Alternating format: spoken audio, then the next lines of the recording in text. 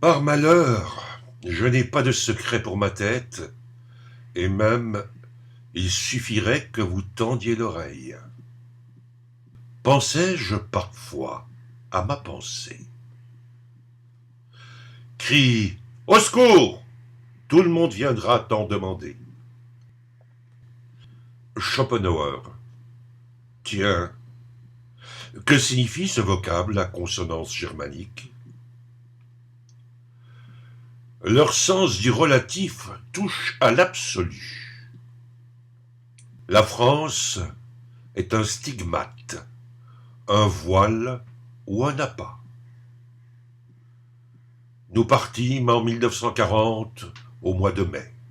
Notre vie nous chassait, des raisons de notre âge, une panique venue au monde le même jour que nous. Rien de nouveau, mais brusque, l'apparition, au petit jour, de quelques éléments très anciens des rêves qui nous sont fidèles. Aux abords d'une gare, au milieu de leur parenté, flottaient nos amis René Magritte et les Humac, comme s'ils nous attendaient. Plus un espoir est vague, mieux, et plus longtemps, il soutient. Et ce soutien, ainsi les croyances les moins formulables, car toute foi est un espoir, sont les plus solides et les plus chéries. Un Poe actuel ne ressemblerait à Edgar Allan Poe ni par la forme, ni par le fond, ni par l'intention. Nous sommes tous atteints de face humaine.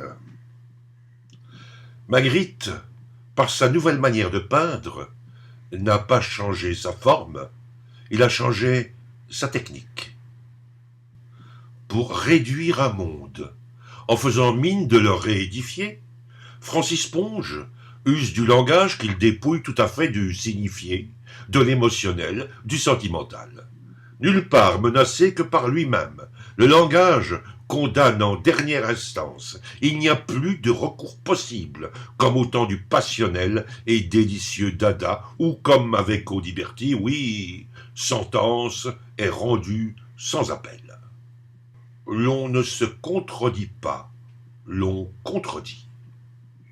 Mes inscriptions sont des étoiles filant d'une planète qui ne sera jamais connue. Le langage le plus beau, le plus vivant, le plus savoureux, le plus libre et en même temps le plus juste dans un absolu mental est l'argot français. Combien serait valable un ouvrage écrit dans cette langue si un livre était mobile comme les mots qui le composent? Les Parnassiens étaient des dadaïstes qui auraient choisi leurs mots, ne retenant que les barbus.